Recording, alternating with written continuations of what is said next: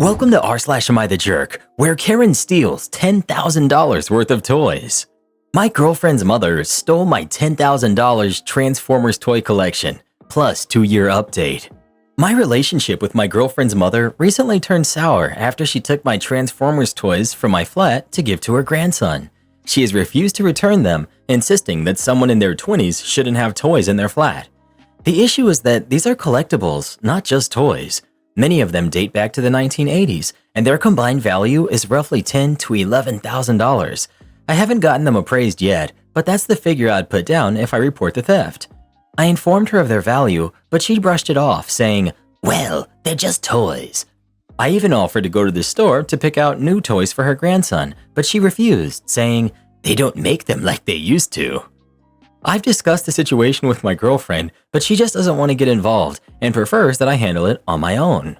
I told her I've exhausted all my options and the next logical step is to report the items as stolen. Stealing items worth $10,000 isn't a misdemeanor, it's a felony. On top of that, her mother entering my flat using my girlfriend's key. My girlfriend said that she would talk to her mother and ask her not to do anything similar again, but she also told me I should let this go and not escalate the situation. If I report it, we're done. She would only involve herself if I promised not to do anything about it and value our 2.5-year relationship more than some plastic toys. I can't understand why she doesn't value our relationship enough to get my stuff back from her family. I just want my belongings returned.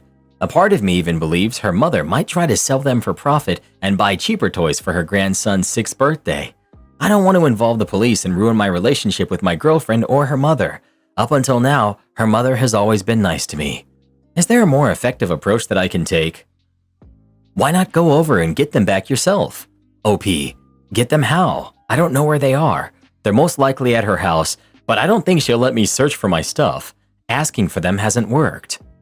Hang on, she can enter your house and steal your stuff, but she won't let you into her house to get your stolen property back? Bro, I can't even. Tell your girlfriend to take you over there and let you in to look for your stuff. Also, the kid who received your stolen property is related to your girlfriend. Tell her to get in touch with the kid's family to return the stolen property. If your girlfriend won't do either, then she's morally complicit in you being robbed. Are you sure you want to be with a girlfriend who supports her mother in theft instead of just taking the toys and bringing them back to you? OP, I see what you're saying, but other than this one thing, the rest of our relationship has been good. Here's the thing. Her mother let herself into your home to intentionally steal from you, and your girlfriend won't say anything, take the key back, or demand the toys be returned. She's doing nothing and will punish you if you take the only option you have left. Basically, your girlfriend has helped her mom to steal from you. Are you sure your girlfriend didn't want them taken too? Why is it okay for her to throw away your 2.5-year relationship so that her mom can steal from you? Why would you want to preserve a relationship with someone who thinks so little of you, your feelings, and your belongings? Update. I broke up with my girlfriend because she continued to take her mom's side and threatened to break up with me. A police report has now been filed, and I listed the estimate value as $13,000. Fingers crossed for now. Don't forget to change your locks. OP. Already asked the building manager to do that. They should be changed by the end of the week. Does the theft of over $10,000 worth of stuff increase the potential charges your girlfriend's mom could face? Not to mention they may get damaged while in her possession. OP. According to the police, yes. That's why they asked me to increase the estimated value to $13,000. They'll need to be appraised once retrieved for charges to be pressed. Everything will be out of the box now. No way a kid understands the values, unless she sold them to collectors, in which case she'll have to pay you for them. Final update, 2 years later. Unfortunately, I wasn't able to recover any of them, but we settled for $7,000. This amount is less than I believe was fair, but at this point, I'm ready to move on. The past 2 years have been incredibly tough, and I just want to put this behind me. Thank you for all of your support. It meant a lot to me when I needed it the most. I bet she was never going to give them to her grandson and sold them. That's why there was nothing to recover and OP got half of their value. The experienced Redditor in me says the girlfriend didn't want them in their house and was in on it because she knew what they were worth. She was hoping OP would let it go. Am I the jerk for ruining my friend's vacation? I'm 38 female, just got back from a vacation with 2 of my longtime friends, Kate, who's 40, and Mary, who's 38. I've known them both since university, and we've always been pretty close. The three of us had been planning this Bali trip for a few months, along with our husbands and their kids. They both have kids under 5, while my husband Jake and I are child-free. We agreed to split the cost of a 4-bedroom villa 3 ways, and everything seemed fine at first. Jake and I arrived in Bali earlier than the rest of the group because we had different flights. Once we got to the villa, we waited to choose rooms with our friends and didn't mind when they both chose the ones with en-suites. We had a good time during the trip. Jake and I did some couples activities like massages, hiking, and dinners, but we also spent time with Kate and Mary and their families whenever it worked for everyone. To be nice, I even surprised them with massages to give them a break. The only thing that made me uncomfortable was that whenever I ordered a drink, like a cocktail before dinner or a glass of wine with meals, I'd get comments like, "Oh, you're drinking again?" For context, I'm a social drinker and I don't drink often, but we were on vacation and I don't think it was a big deal, especially since our husbands were drinking too. I just ignored the comments so I could enjoy the trip. On the last night, Jake and I made plans with the guys to go out, and Kate and Mary said they were staying in to pack. Jake convinced me to join him, and since it was the last night of our vacation, I didn't want to stay in either. We went out and had a great time. We got home at 1 a.m. and I passed out straight after. The next morning was a bit chaotic with everyone packing and checking out, but we all made it back home without issue. We had booked business class seats back, so we were separated during the flight and said quick goodbyes at the airport. A week after returning home, I got a long text from Kate saying that both she and Mary wanted to reduce contact with me because I had ruined their vacation. They mentioned several things, like me drinking every night, not acting like a girl's girl, booking different flights, not hanging out with them enough, and being selfish for not helping them with their kids. She even said I was just focused on partying and not acting my age. This message really hurt me. I cried after reading it, and I honestly don't know what to think. I thought I was just enjoying my vacation, but clearly they had a very different view. I haven't responded yet, and my husband has been asking what's bothering me, but I don't know what to say. Am I the jerk for how I acted during the trip? Edit 4 hours later. Thank you for all of your kind words. Reading through the responses and seeing how many of you are upset on my behalf has made me reflect on how I initially planned to handle things. I was going to apologize, thinking it might be the easiest way to keep the peace, but now I realize that might not be the right approach after all. I've also shown my husband, Jake, this post and the text message, and he told me to thank you for looking out for me. He's actually pretty angry on my behalf about the text message.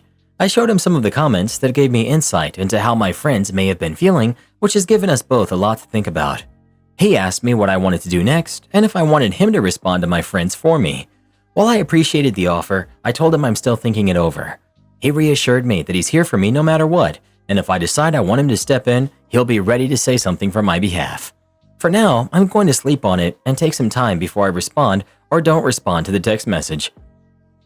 Not the jerk. They are 100% jealous.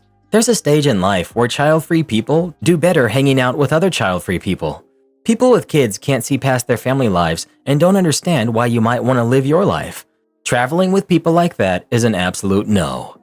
OP. I think you're right. I shouldn't have gone on the trip, and personally, I don't remember them being so judgmental. It does seem a bit weird to me that these are your friends of 15 years, and yet you chose to spend time with them only when it was a group activity. It would make more sense to me that you would want to spend time with them. Go out, the 3 of you, leave the men behind, or you stay behind when the men went out. You surprised them with massages. Did you arrange it for the 3 of you, or did you send them off with their husbands? Did you babysit? You booked separate flights. OP. We did group activities, or I went out with my husband. The massages were there for the 3 of us. No, I did not babysit. As you said, these are my girlfriends of about 15 years. I should have offered to babysit without having to be asked. Thanks for a different point of view. Update. I spoke with Mary over text. She said she agreed for the most part and that they both had a problem with me for ages because I invited them to or only organized adult-themed events and nothing family-friendly, which isn't true. I was the one who organized her baby shower. I added both of my ex-friends to a group chat to discuss my feelings. Throughout the interaction, there was no apology for their passive-aggressive comments or even an acknowledgement that I tried to be accommodating. I gave them better rooms, organized massages, kept our shared space organized, made all of the dinner reservations, helped prep snacks, and got gifts for them and their kids. Mary just said that she's sorry it's come to this, and Kate just ignored me. I was so disappointed in these women who I thought were my friends. I blocked them and unfollowed them on social media. I'm going to share this Reddit post with our mutual friends who want the tea. Told Jake about it, and he just said good riddance. I'm going to Japan next March and Fiji in December for a wedding. I'll be posting on social media with the caption, "Finally, a real vacation." Thank you to the person who suggested it. Out of curiosity, what did your mutual friends think about it? P.S. You're not the jerk. O.P. I spoke to a few others, and they kind of mentioned how they knew, and that they also got some comments on other stuff in the past, so they were including these two for my sake. I think I'll be fine on the friendship front. Am I the jerk for hiding my family wealth from my boyfriend? So I, 17 female, have been dating my boyfriend, Mike, who's 16, for about 3 months. We're both juniors in high school, and everything has been going really well between us. We met through mutual friends about 8 months ago and hit it off quickly. He's funny, kind, and down to earth. We have an amazing relationship, but our financial situations are different.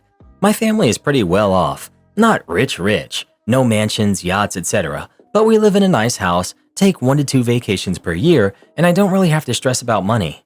I only work just so I'm not sitting at home doing nothing. That being said, I've always been taught not to flaunt it or bring it up. We drive normal cars and live a fairly average lifestyle, even if we have more savings than others. I never talk about money with people. Mike's family doesn't have as much. He's mentioned how they struggle sometimes to pay bills and how they have to budget for everything.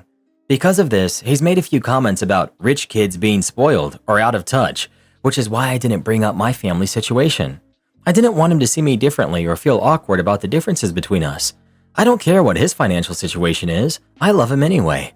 He's seen my house and knows my parents run a business, but he doesn't know about all my parents' assets, which make a lot more money and are what keeps us comfortable.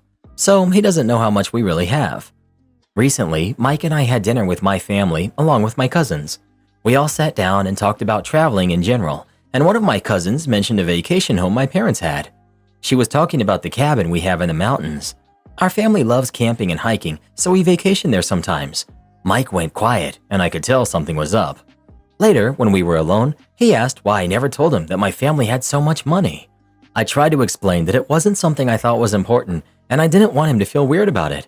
Besides, he knew I was more well off than him, he just didn't know the full extent. That's when he got a bit upset and said something that caught me off guard. He mentioned how I could have helped him out with some of the things he's been struggling with financially, like gas money or when his car needed repairs a few months ago. He said that he wasn't asking for handouts, but it feels like I was hiding something from him when I could have made things easier. I told him I don't want to make things awkward between us by offering money, and I didn't think it was my place to get involved with his finances. But now he says it feels like I wasn't being honest and that maybe I don't trust him enough to share that part of my life. Over the next few weeks, Mike started getting a little invasive. He looked up my house on Zillow and was shocked at the value. Mike showed me his screen and was upset that he didn't see how rich we were. He also started looking up my family members on social media sites to see what they do and how rich they are. Cousins, uncles, aunts. I got really mad and told him I didn't appreciate him digging through my family life and my finances are not his business. I asked him to stop being weird. Mike then responded that he was just trying to fully understand what my lifestyle is like, but I think he's going completely off the rails. I didn't mean for it to turn into such a big deal. I was just trying to avoid making him feel uncomfortable or like he was less than me. I also believe my family finances are irrelevant. Update. Yesterday I called Mike and asked if we could meet up for coffee to discuss what to do next. He agreed. As we talked, I explained my family's finances are private and it was not my business to tell other people. The money isn't even technically mine, it's my parents'. This is why I didn't tell him. Mike didn't take this very well. He asked me how I could just watch him struggle for months and not do anything, how I pretended to feel bad for him when I didn't even understand how bad his life was. I responded that I did feel bad and I have been supportive. I tried to help get him a job at my parents' grocery store, but he didn't like it, so he refused. I would always give him rides since gas was expensive. I offered gas money whenever he did drive me, but he always refused since he wanted to pay for me. Even emotionally, I was trying to be as supportive as I could while he was stressed. I acknowledge that I don't understand how hard his life is because I've never lived it, but I've done my best to be supportive emotionally. Mike dismissed all of that and said that wasn't the point. He said that for him, the money wasn't the issue, it was trust. He felt that I had kept something significant from him and he's wondering what else I was hiding. He said that he wasn't asking for handouts, but knowing I had the means to help him but chose not to made him feel unsupported. Mike explained he felt like that was a huge gap between us now, and he will never be equal to me. He told me that there was no reason for me to hide such a big secret from him. At this point, I got angry. I corrected him, saying he was asking for handouts. I mentioned our previous conversation about how he said that I could have helped with his car and gas. I explained the money he so desperately wanted wasn't even mine, it's my family's. I told him that he wasn't entitled to the money my parents spent over 2 decades earning. I couldn't just bail him out of whatever problems he has with money. I went back to how I did support him, just not financially. I'm ashamed to admit that I did kind of lose my cool here and almost started yelling. After that, I calmed down and realized that I would never shame him for his struggles. My family never has either. They love him. We don't care about how much money someone has. We talked more, but I eventually told him I wanted to break up. It wasn't because he was upset I hid my wealth, but it was because he dug into my family members' lives. I told him that it was extremely invasive and I couldn't forgive that. I couldn't feel comfortable around someone who would do that. It was a breach of trust for me. Mike also told me that he wanted to break up since he didn't feel comfortable in a relationship where the financial gap is so big and that our lives were just too different. We ended the conversation and parted ways. The good thing is he goes to a different school, so I won't be seeing him around. Part of me feels sad since I do love him. It was my first relationship and I wanted it to work. But I also feel relieved because I wasn't sure if I could take whatever Mike would do if I stayed. I really didn't like him snooping in my family's lives. I'm wondering if I made a mistake ending the relationship, and it really sucks. Was I too harsh? I'm not even sure. I don't think I'll be dating anytime soon. I'm not too eager now. And just to be clear, I don't hate Mike. I think he probably just never saw money like ours, or he was just shocked in general. I get that he is 16, and I'm sure he'll grow out of this mentality. I hope he does have a better life, but I can't continue with him. I don't like that he tried to dig into my family members' lives. I also wanted to clarify a few things. A lot of people were asking about the car. Mike's car is old and used, and it was gifted to him by his uncle since he doesn't use it anymore. It's about 8 years old, and Mike didn't buy the car. Mike doesn't know the true value of my parents' money. That's why he was digging around. It seems like people on Reddit thought I was perceived as middle class or poor. I never was. Mike and others knew that I lived a well-off life. I just never talked about money, that's all. Mike does not know about my parents' other assets. He started thinking we had more money than he thought because he found out about our vacation home. That's why he tried digging through my family's information. He still doesn't even know close to anything since my parents keep their assets a secret. Even I don't know all of them. People don't start digging into you until you give them a reason to. Not the jerk. You don't need to share this info until you're comfortable. I didn't know a fraction of the wealth of my wife's parents until after we were married. It didn't really make a difference to me, other than some behaviors made more sense after I knew. Don't take this the wrong way, but I would lean on the side of caution and not share anything regarding your family's wealth or status until you're married or committed and comfortable. Money does odd things to people, even those who are normally good. Not the jerk. I see red flags. You're right to keep your family's finances private. You know what's theirs is theirs. You're not putting yourself in his shoes at all. He's struggling, and you do nothing because what if he turns out to be a gold digger? If you were never able to give him a chance, you shouldn't have let him on. If you have weird hang-ups about poor people, then I guess just date rich ones. OP. It's not that I was scared he would be a gold digger. I did get nervous he would react negatively, but at the same time, it's my family's wealth, not mine. We only dated for 3 months, which is too soon to open up about my financial secrets. And I did nothing? I did help him out. I tried to get him a job, but he said no. I drove him around. I've been there to emotionally support him. The boyfriend keeps saying he's not asking for handouts while literally asking how she could watch him struggling financially without helping out. How is anyone supposed to take that as anything other than asking for money? OP tried to get him a job and he refused. She tried to give him gas money when he took her somewhere and he refused. Was she supposed to straight up buy him a new car?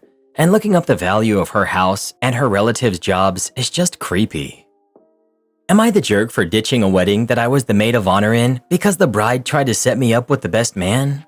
I was supposed to be maid of honor at a wedding a few weeks ago. I ended up just leaving and going home to my boyfriend of 6 years after the bride and groom tried to set me up with the best man. When my friend got engaged last year, I was excited for her and even more excited when she asked me to be the maid of honor. As the invites went out though, she asked me not to bring my boyfriend to the wedding. I was really upset about that, but my boyfriend talked me down, telling me that weddings were expensive and they were probably trying to keep the guest list down. They didn't really know him, so it would be fine for me to go without him. That made sense to me, so I didn't say or do anything after that and just continued helping as I could as the maid of honor. Nothing else concerning happened until a couple of days before the wedding. The bride asked me to give the best man a ride to and from the wedding, which was about a 4-hour drive.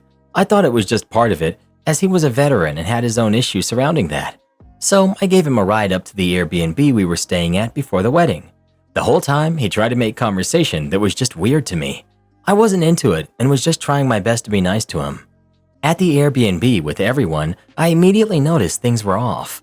All the other bridesmaids had their boyfriends there, and things got really awkward when I found out I was in a room with the best man.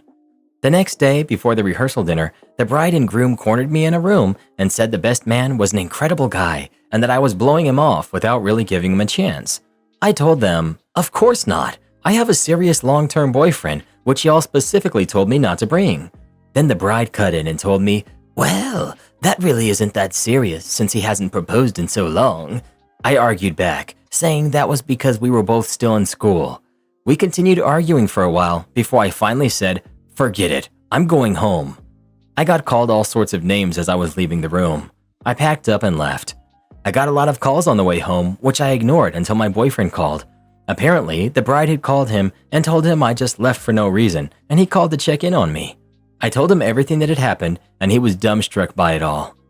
After the wedding, the bride, groom, and a lot of their friends called or messaged me, telling me how horrible I was for leaving the night before the wedding for no reason. None of them were receptive to my side of things, and it's starting to worry me that maybe I overreacted by just leaving like that.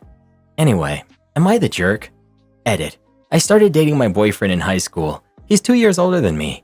My friends didn't really know him though, since he didn't go to the same school as us. When we do see each other, it's usually halfway between our schools. Not the jerk. This is so bizarre, and I feel bad for the poor best man who probably has no idea OP has a boyfriend. But even if she was single and it was a legitimate setup, I find it so creepy that OP was expected to share a room with him and she doesn't even know him, and she wasn't even told about it first. There's also a pretty decent age gap to set up someone who's 20 with someone who's 28 without even telling her it's a setup. And it's hardly shocking that the boyfriend hasn't proposed. 6 years is a long time to be dating, except for the fact that they met in high school. They're still young and starting their lives together. Marriage could be years off. Am I the jerk for snapping at my sister that she'll choke on her jealousy one day? I'm a 21-year-old woman with 2 siblings. My sister is 24 and engaged, while my brother is 28 and married to my 25-year-old sister-in-law. Recently, my parents hosted a family lunch to celebrate my sister's engagement at their house. I went early to help set up, while my brother and sister-in-law arrived a little later, with my sister and her fiancé arriving late. Everything was going well until my sister got a text and pulled me aside. She asked if I could go outside to meet a friend of hers who was dropping something off for her. I agreed. The something turned out to be a big ball of pure happiness, a Saint Bernard dog, dressed in a cute little formal tie around his neck. As adorable as he was, I couldn't bring him inside because my sister-in-law is allergic. Her allergy isn't severe, but still, everyone in the family knows about it. I asked my sister's friend to wait while I talked to her, but the friend didn't wait. I texted my sister that I couldn't bring the dog inside. She replied that it was fine, telling me to bring him in because he was a surprise and the newest addition to the family. I insisted I couldn't, so I texted my brother, not knowing what to do while standing in the driveway with a dog that wouldn't stop licking my leg. Inside, my brother pulled my sister aside and asked her not to bring the dog in, reminding her that his wife is allergic. My sister refused, saying it was an open space and that my sister-in-law would be fine. My brother then shared the news that my sister-in-law is pregnant. I already knew, but they were waiting until she passed the first trimester to tell everyone. My sister, still determined, came outside, dragged the dog in, and pulled me along despite my resistance. My brother, seeing this, excused himself and left with my sister-in-law. We tried to continue the lunch, but things were really awkward. When my sister and her fiancé cut the cake, she grabbed her glass of champagne and made a toast. Her toast turned into a ramble about how selfish my brother and his wife were, saying they couldn't let her have one day to herself and had to overshadow her engagement celebration. She added that they weren't the first or last couple to get pregnant. My parents both tried to shush her, but she kept going, calling my sister-in-law an attention seeker who just had to give the family the first grandchild. At that point, I'd had enough. I told my sister that green wasn't a good look on her and that she was going to choke on her jealousy one day. Then I got up and left. She called me a jerk as I walked out. Later, my mom called and said that what I said was a bit harsh, even though my sister had been harsher. She suggested that the three of us siblings talk it out after things settle down. My dad is staying neutral, and I haven't heard from any other relatives who were at the lunch. Am I the jerk? Not the jerk. Yeah, I'm not invited, but I'm wearing white to that wedding. My Karen daughter demands my $2,000 mattress. My partner, 59 male, and I, 53 female, have a 4-bedroom house, and one of his kids, 25-year-old daughter, is still living at home. She's about to move out, and she's been searching for nearby apartments. While she's been looking at unfurnished options, since there aren't any furnished apartments available, we haven't had any discussion about what items she might take from the house. Recently, she applied for an apartment she thought would work for her. On the way back home, she brought up the idea of taking some things from the bedroom upstairs, including a very expensive mattress that was a gift from someone my partner used to work for. She's hesitant to buy a new mattress because she's uncertain about her plans for the coming year. I initially declined her request, explaining that moving such a large and valuable mattress up and down the stairs could damage it. I suggested an alternative mattress from a different bed, which would be easier to move, but she found it uncomfortable. I must admit, it's not in the best condition, as she has used it for several years. To find a compromise, I proposed buying a new mattress that she could use for her new place. If she decides she doesn't want it later, we could use it as a replacement for the uncomfortable one. Or if she decides to keep it, she could purchase it from us. I even mentioned that I'd probably waive the cost if it came down to that, but I wanted to set realistic expectations. However, she remains insistent on having the expensive mattress and doesn't understand why I won't just give it to her. Am I being unreasonable for wanting to keep a nice mattress for our spare bed? She was offered a new mattress at the inn for free and refused because she wants the expensive one. Not the jerk. Neighbor of property I work at tries to get free service. I own a small landscaping business with my husband. This morning, we showed up to our job with our truck and trailer for a day of weeding at a long-neglected property. It's trash day in the neighborhood, and in order to back the trailer in, I have to get out of the truck to move 2 garbage cans that are in the way. I move them both 1 foot off the road with the intention of moving them back afterwards. I assumed they were out in the road for visibility purposes. I then move to behind the trailer and guide my husband into the parking spot. It's very narrow. Husband gets out of the truck and we both look at the ocean as the waves are massive due to the impending storm, at least 10 feet high. Surfers are wiping out all over the place, and it's quite a sight. I counted over 60 surfers on my lunch break. 10 seconds into looking at the ocean, the neighbor comes out screaming at us about how the garbage truck driver can't see the cans and asked what I was doing. When I say he was screaming, I mean he was screaming. This guy chose violence and was looking to intimidate. I calmly responded that I was about to move the cans back. I was just looking at the ocean first. He seemed slightly embarrassed and muttered something like, "I'll move them, don't bother." 1 hour later, this guy catches my husband going to the truck and asks if he can put his lawn clippings in our trailer and take them to the dump with our other debris. No apology, no introductions, and like nothing had happened. My husband was taken aback in the moment and said yes, even though this is something we charge for. 30 minutes after that, he walks onto the property we're working at and says that he just pruned a juniper and asks if he can put those clippings in there too. I respond, "Sure, if you throw us a 20. He laughs and says, "Are you kidding? You're going to the dump anyway, right?" To which I respond, "Yes, and not only do they charge us by weight, but this is our job, and taking debris to the dump is a service we offer. We'll do it for 20. He laughs again and says, "They charge by weight? My debris weighs nothing." He huffs off and comes back with the $20. He was so mad, he wouldn't even look at me when he handed me the money. My guess, he thought we'd just say yes, and he'd already cut the juniper before asking. Then didn't have a way of getting rid of it. Couldn't put it in one of his 2 BMWs and didn't want it laying around his $4 million beach house. Another short while later, he catches my husband and tries to find out which dump we go to, because the one he suspects we go to doesn't charge by weight. Wrong dump. And also, it doesn't matter. We charge what we charge. My guy, you don't have to say yes to us taking your debris. We decide our rates, and this is what we charge. Take it or leave it. You came to us. We're not going door to door asking for people's yard clippings. There's a minimum charge of $25 at the dump, no matter how much you have. Just save the $5 and the trip to the dump and leave us alone. Give me a parking ticket for a spot I paid for? I dare you. About 10 or so years ago, I went to a concert an hour away from me in Indianapolis. Decided to make a day of it, going to several museums and spots around the city. Each time paying for parking in a garage for 2 or so hours, then going to meander around the area. Finally, I go park close to the venue and paid for parking until the time it was free. In total, I probably paid $40 to $50 for parking throughout the day. Enjoyed the concert, but come back to a parking ticket on my car. I think this is odd, but I'm tired and chalk it up to a mistake. But I decide to take photos of my parking spot. Both spots on either side were taken, and all the signage, and head home for the evening, figuring I would sort it out in the morning. The next morning, I review the ticket, the photo of my spot, and my parking receipt. The ticket did not line up to the spot my car was located in, and my receipt shows that I had valid parking at the time of the ticket. So I submit an appeal, thinking this will be easy. It's obviously a mistake. The appeal was denied. The ticket was for the spot that was not paid for, ergo it stood. I called the office, and the lady said they did not make a mistake, as my receipt showed that I paid for spot X1 and the ticket was for spot X. I asked about the photo proof that my car was in spot X1. She said, "Well, you could have moved the car."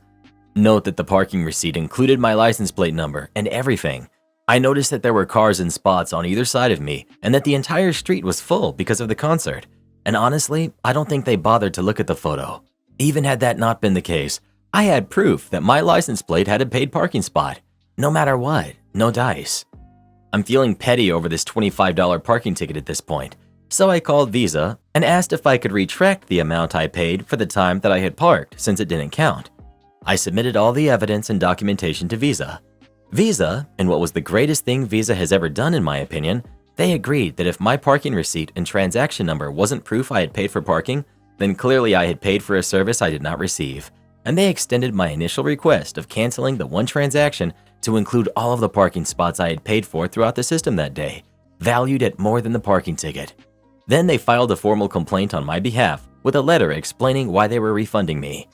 It would not have been nearly as satisfying if I had not spent the entire day playing tourist in the city and racking up a large parking bill all with the same vendor. Do this next. Tap here on your screen to come see our new podcast playlist, where you'll find thousands of hours of the best stories you've ever heard. Or tap the one on the right. That episode is specifically just for you, based on other videos you've enjoyed the most.